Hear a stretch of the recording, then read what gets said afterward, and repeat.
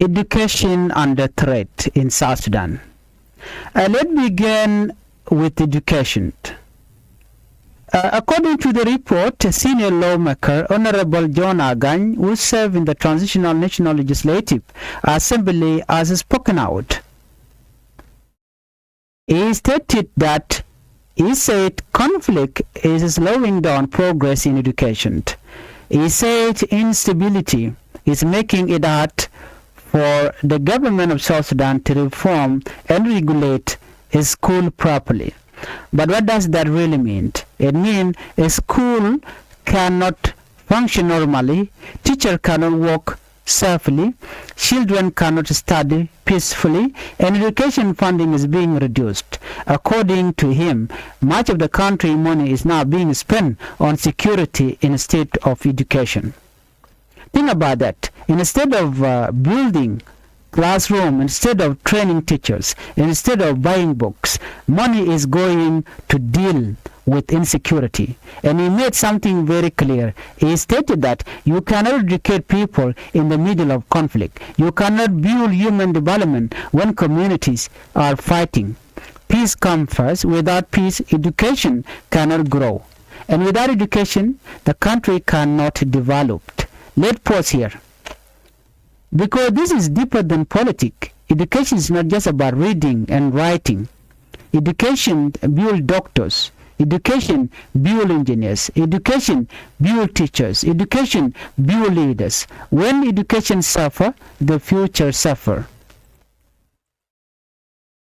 Before we move on, I would like you to help the channel by subscribing and turn on the notification bell so whenever we upload a new video, you can be notified. Let's look at the real problem under funding.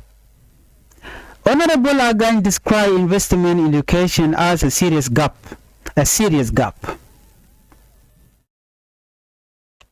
That means the system is not getting enough financial support. And when schools lack money, here is what happens. Teachers are not paid on time. Buildings are damaged and not repaired. Students sit on the floor and learning material are missing. In some areas, children walk long distance just to reach a classroom.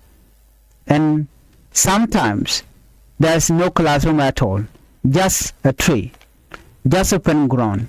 Now imagine trying to compete in today's world like that. It becomes almost impossible.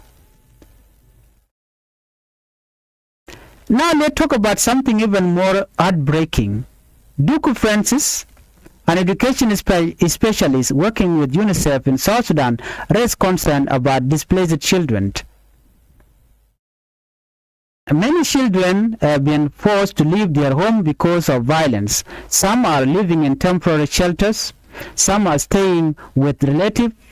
Some are in areas affected by flooding. Some feel unsafe every day. And when a child feels unsafe, learning becomes very difficult.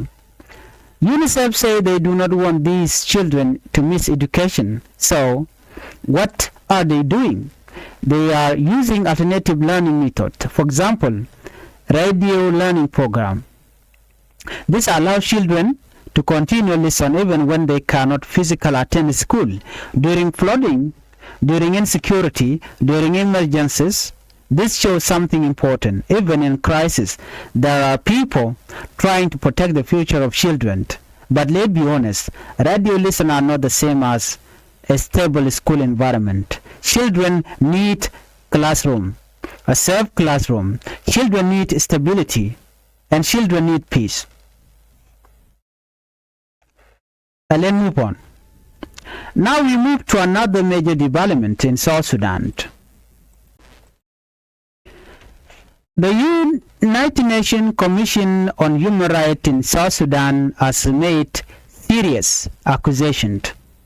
They say political and military leaders are undermining the 2018 peace agreement in South Sudan.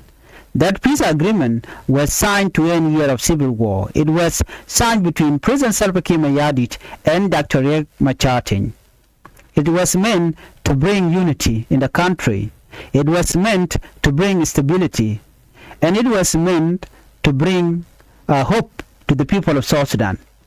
But according to the Commission, recent investigations show worrying signs. The Commission presented its report to the United Nations Human Rights Council in Geneva. They say government of South Sudan forces carried out a widespread attack against civilians. The report mentioned unlawful killing, bombardment of civilian areas using gunship, airstrike, damage to homes, and damage to medical facilities.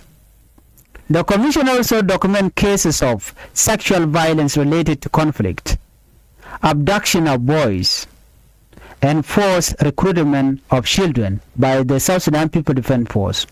These are very serious accusations, and they say these actions violate international humanitarian law.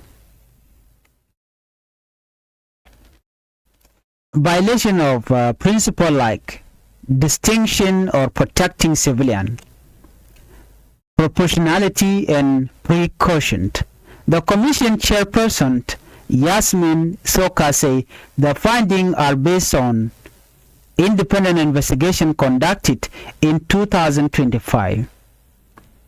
The report said violence in places like Jonglei State is escalating. This is especially concerning because in March 2025, the President Salva Kiir Mayardit declared that the country will not return to war. But the Commission warned there are setbacks in the peace process, and that is dangerous because once peace began to weaken, conflict can return quickly.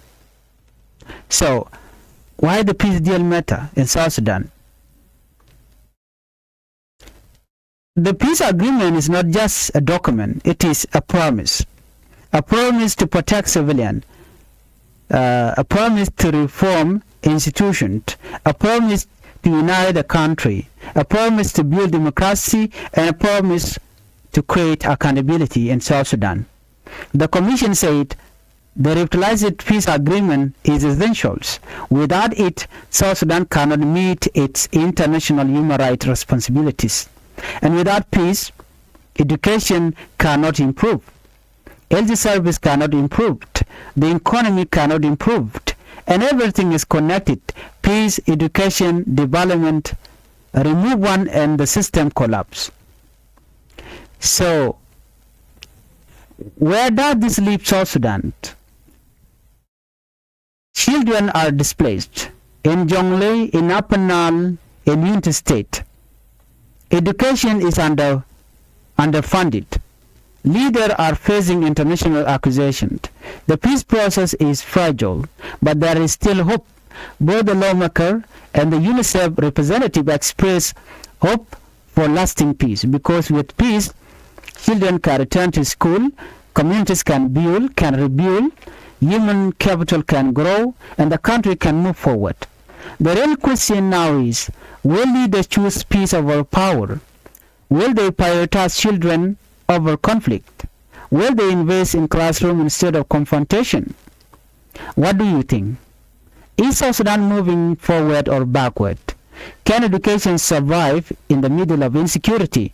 Drop your thought in the comment. Let's have a respectful discussion. If you believe children deserve peace and education, like this video, subscribe to Changfied YouTube channel for deeper analysis and real conversation. Thank you for watching, and bye-bye.